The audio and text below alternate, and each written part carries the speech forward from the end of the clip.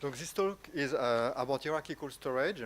So most of the presentation today were about, like new hardware, how to harness this new hardware, how to address the variation in terms of latency, bandwidth, and other metric of the storage. So this leads to some kind of additional level of complexity for the end user, and I will try to give our point of view on this specific topic. So first, one corporate slide about DDN in France. So DDN used to be mostly a US-based company in terms of R&D. Everything was done in the US. Up to now, we have like 3 R&D centers, one in Japan, one in Europe, and in Meudon, nearby Paris, and one in India. So in Meudon, the center is dedicated to the emerging technology, so it's kind of advanced program. Right now, we are something like 25 plus engineers. So I will say for our community, it's quite a large group of engineers working specifically on I/O, and we are still hiring, so there is open position. So if you have students, please let us know. So everything is coming from this very simple plot. So on the x-axis, you see a various array of storage technology. On the y-axis, this is the relative latency compared to DRAM. So for hard drive, we were like 100,000 times slower than DRAM. So it means that you have a lot of time in terms of software to cope with your I/O in order to optimize any access. So as we move on the right side, so we have DRAM, but you see SSD, NVMe, SCM stands for storage class memory. So the red bar is IB, so this is the network latency. So when you are on the left of the IB bar, it means that going through the network is not that an issue because the storage is dominating the latency. However, when you move on the right side of the IB, so for storage class memory and of course for DRAM, the network overhead is going to dominate the access. So it means that somehow at this point it makes sense to try to store locally. So this evolution, is known since years. So the project I'm going to talk about, the IME, the Infinite Memory Engine, is something which has been designed specifically to address, I will say, a flash native technology. So 4 years ago, we start to implement it. So the center was established in Meudon in 2014, so 1 year after the beginning of the project. And then we have a phase with testbed, so it's like adventurous users who are willing to test this technology just to assess what you can get in terms of performance, what is the level of pain that you can endure, and things like that. And we get general availability of the product last September. And since now, we have production, we have customer, so it means that the software is up and running in production environment. So in terms of production, so this is our largest installation up to now. So this is a Japanese machine, the Oak Forest machine. I think this is number 6 in the top 500. So the I/O subsystem that is powering this machine is about 1 terabyte per second. So it's quite massive amount of I/O. So you can move from the compute node to the permanent storage with erasure coding, data protection, and so on at a capacity of a bandwidth of 1 terabyte per second.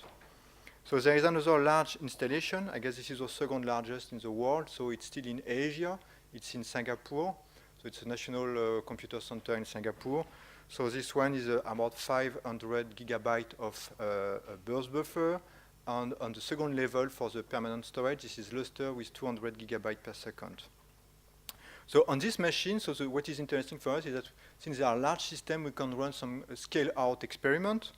So this is my best slide. Sadly, I cannot put the name of the application on it because the result is not yet published. So you have to wait for the next ISE to get the name of the team.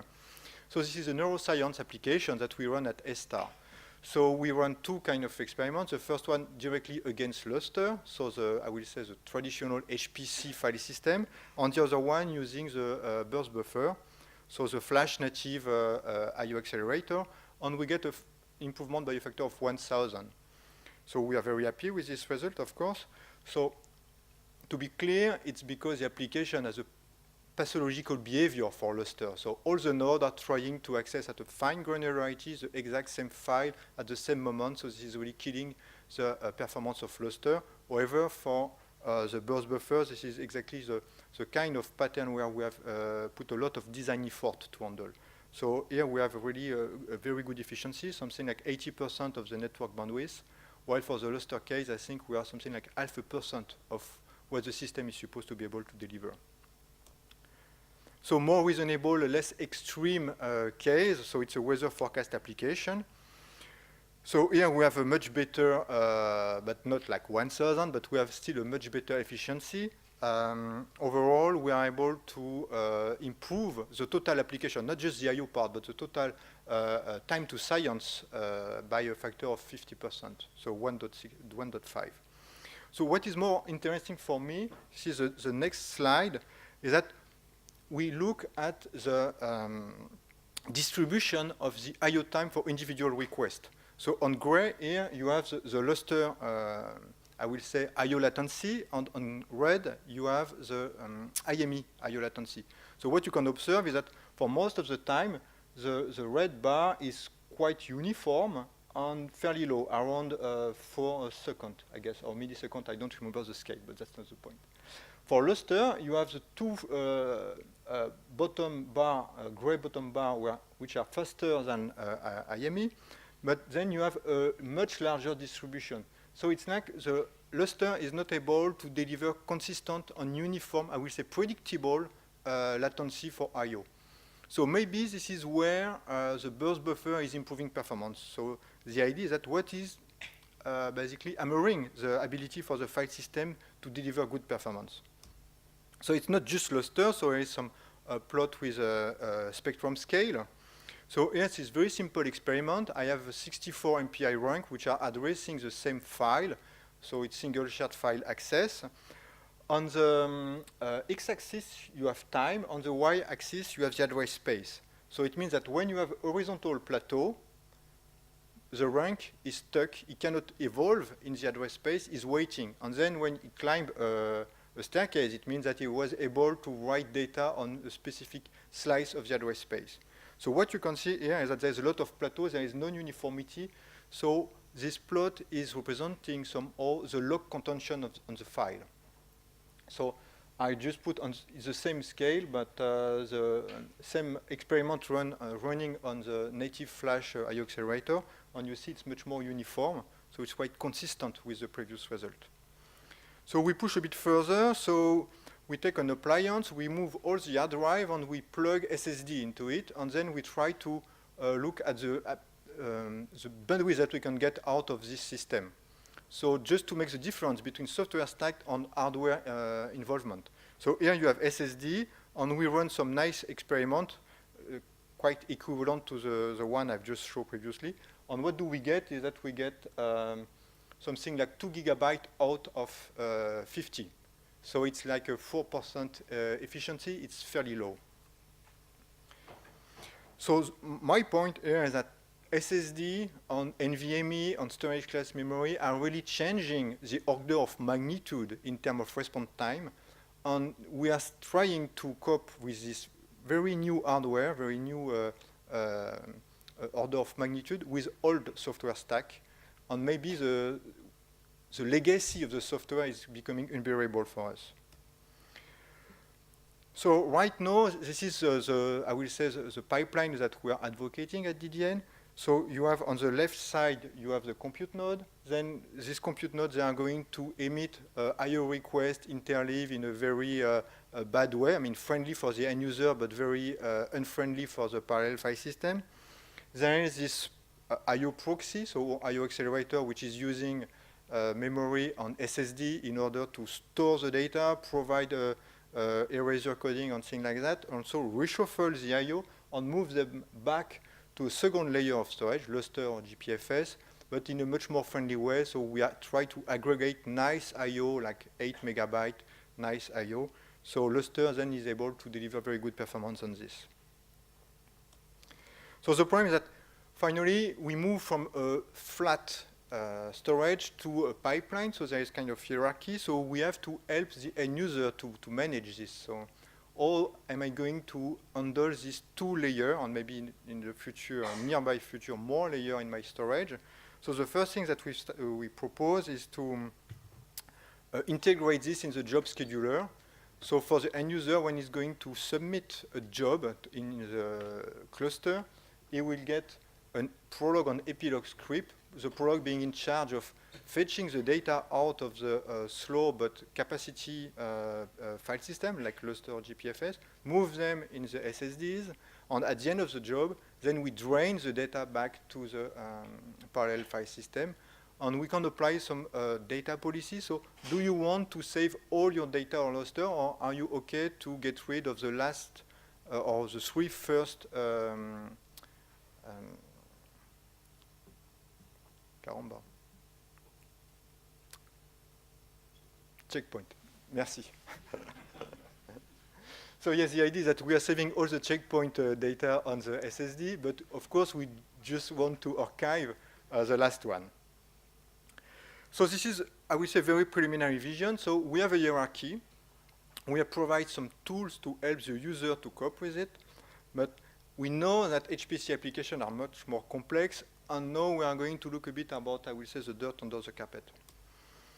So my point of view is that HPC applications are organized around patterns. There is very few pure random access in memory, or on, I think even more in storage, where storage is more regular than memory access.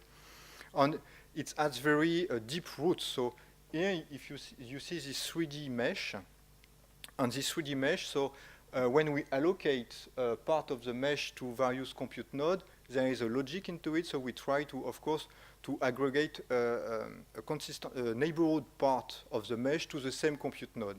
So we have this 3D environment, this 3D object that we have sliced in small area, consistent, so it's very nice.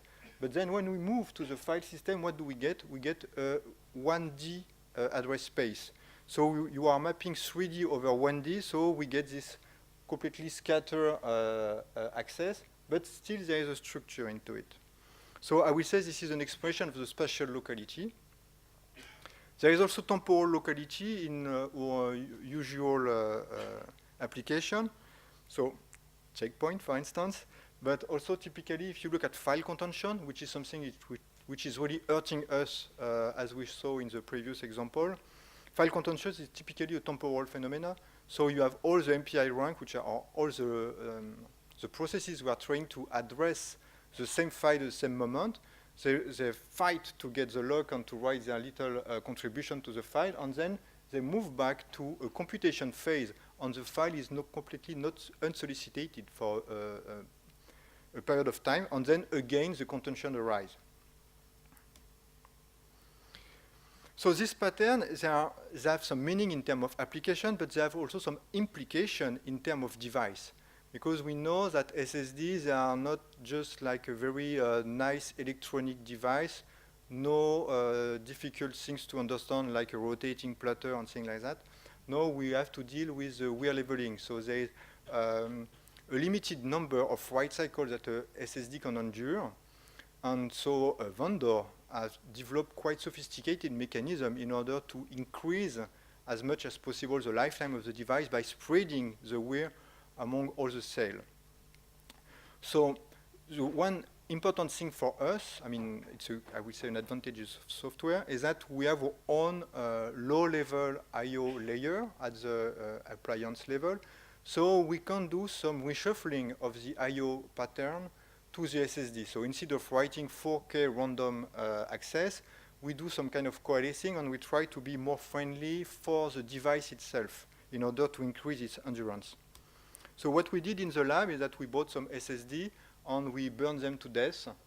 So it's a very pragmatic approach. So we took the classic vendor qualification pattern, which is 4K random, and we write over time the SSD up to the point where you see the blue curve. This is the number of defects. So it's an exponential. In this case, they were pretty cheap device, I must say. But once you start to write 1,300 times the device itself, you start to see a number of errors rising. It's an exponential, and at 1,500, the device is dead. Now, if you add some kind of control of the I/O on coalescing, what you are doing with this low layer middleware in the software, then of course what we try to mitigate is the write amplification phenomenon. So instead of triggering the garbage collector by all this small I/O, we try to write by, I will say, more friendly case. We emit also some explicit trigger of unmap, so it's known as unmap request, so to explicitly flush a block of data. Okay, it's a bit complex in terms of software engineering, but on this specific set of device, we have increased the endurance of the device by a factor of 4. So it has some good properties in terms of economics. It means that with cheaper device, you can provide extended lifetime. And also in terms of, I will say, predictive maintenance, you have a bit more time when you start to see this number of errors increasing. You have a bit more time to hurry to the supermarket to get new SSD. So the community, I will say the HPC community is well aware of this complexity arriving in the storage area. So we know that storage is becoming much more complex nowadays. So there is several ways to try to address this and to calibrate what kind of software do I need for my application. So I've listed 4, I will say, classic approach. So the first one is the luxury one, is that when you can afford to have an expert engineer able to port the application itself on the existing hardware, or I will say prototype, and benchmark the application. So you have a precise information about the performance that the future system will be able to deliver for you. So this is the best, of course, approach, but this is the most expensive one. So there is MiniApp on synthetic kernel on analytical model. So I'm going to go to synthetic kernel. So this is typically I/O benchmark like IOWAR, MD-test, and so on. So they are very nice, they are very well known, they deliver good results, but they are not able to capture the temporal locality. They are really able to measure the bandwidth, exercise the idea of interleave write access, but it's very difficult for them to understand the impact of temporal locality, which means which part of my data do I need to bring close to my CPU a bit in advance. So I have one slide about analytical model. So we did a bit of exercise with some partner at Jülich. So they took a neuroscience application and they run it against IME, they run it against, I think it's GPFS here, and they try to model the performance that they observe with equation. So it worked well. So you have to do a lot of experiment, of course, in order to calibrate correctly the model. And then at the end, they produce a quite simple set of equations able to predict the performance. If I increase the size of my model, then I know that I will get this speed up using this burst buffer technology. So this has been published. It worked well, but again, it's very costly approach. So it's really work for, if you have a team of researchers which are highly dependent on a specific application, they can afford to do this. But I'm not sure that this is something that you can scale at the HPC center where you have a lot of different applications, even some kind of unknown application which pop up depending on the project. So there is another option which I think is the one who got the momentum at currently. So it's MiniApp. So MiniApp, they are already well known on the computation part of HPC. So the idea is that instead of relying on, I will say, meaningless in terms of science benchmark, you try to write an application which is going to mimic the physics and the computation that you want to deliver in your real app, but in a much more compact way. So typically an HPC application is hundreds of thousands of lines of code, and the mini app is going to be like few thousand or even maybe 1,000. And you want to be able to articulate this mini app in order to mimic a pipeline or code coupling. So this worked well. So I mean, right now there is many publication around this. So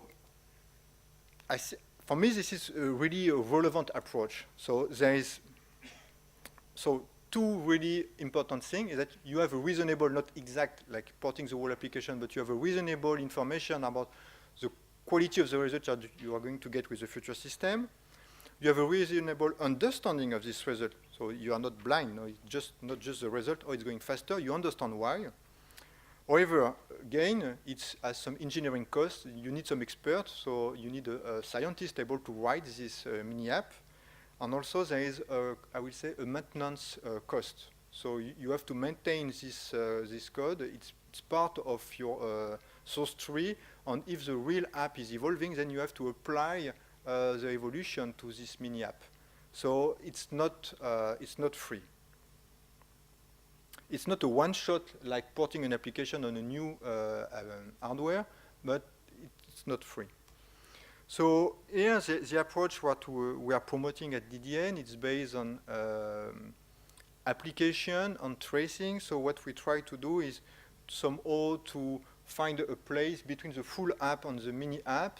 So what we try to do, I mean, what we are doing, is that we record on site the I/O pattern, the I/O activity of a real application, and once we get the trace, we can analyze it, and we can perform either analytical analysis or even replay the trace. So here, typically, this is an oil and gas pattern. So what you see, you have like a concurrent access on a shared file. So the y-axis is the address space.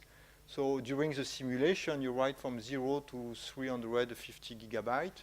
And there is really like I/O phase where you have this solid black line, and large compute phase when there is no I/O activity.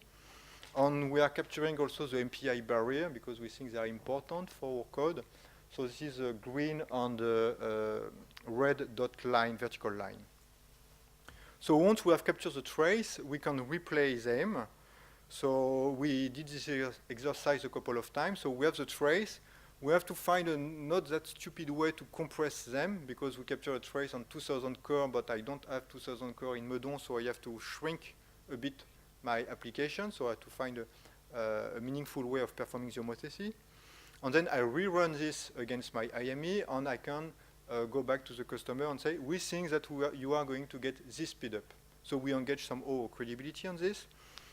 So for this experiment, the end user has also provided us a mini app. So we are able to compare what do we get from rerunning the trace on what the mini app is providing as information.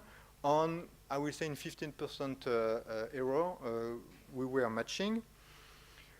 So the bottom line here was that we were able to improve by a large factor, 60, the performance here. So it's quite similar to the previous case. It's single shared file with concurrent access on it, so it's typically very bad for a file system. So this is, I will say, what we are doing, and I think it's performing quite well for existing application, but there is a new wave of application arriving on HPC cluster. So on this application, they are going to present a different I/O pattern. So here, this is for deep learning. So we want to learn what is a fish or what is a happy fisherman. I don't know exactly, but the neural network are going to read over 1 million of this file, and based on this, they are going to be able to detect what is a fish. So you feed several hundreds of neural networks simultaneously. So it's running in parallel, but this is every time it's in kind of parametric studies. And at the end, you select the best neural network. So compared to HPC, the main difference here is completely read-dominated. So this is a new I/O pattern for us. So what do we do in terms of read acceleration? So it means that the current prefetch scheme are maybe too simple, and that we have invested a bit of more of engineering and design to provide more advanced prefetch scheme, or maybe user-driven prefetch scheme in order to accelerate this neural network learning. So every network, I think, needs 20 gigabytes of memory. So to conclude, I will say that maybe, like most of the speakers this afternoon, I will say that the main effort for us is a software effort. So from a hardware perspective, we have this new hardware. We know how to build nice, powerful appliance. So this is a knowledge that maybe is not fundamentally differing from hard drive to SSD. However, in terms of software, it's really challenging the existing code stack. So we have to rethink maybe a large part of our I/O middleware. Since I am in production, we cannot afford to be, hey, we are object only. We have to deal with POSIX. So this Singapore National Center, they have POSIX application, and they are not going to use IME if it's not POSIX. So we have to find a way to deliver good performance, and of course, to alleviate some of the POSIX constraints. But this is something which is really mandatory nowadays, so there is quite a bit of engineering in order to accelerate, I will say, a POSIX application for us. We have also to integrate this in the environment. We cannot just deliver appliance with a nice software. We have to provide some hook for the production environment in order to, smoothly integrate the hierarchy into the production environment. And in terms of project development, I will say that IME is somehow a startup approach, so it's really like a lean software. So we start with a burst buffer, so able to deliver good perf for write, and then we go for I/O acceleration, so we want to be able to deliver also good perf for read, and so on. Gradually, we try to enlarge the feature scope in order to deal with more application, and this is a very convenient way to address the new applications which are not here right now, but we can see some weak signal at the horizon saying, oh, new kind of application are arriving. So it's important for us to be lean, to be able to navigate.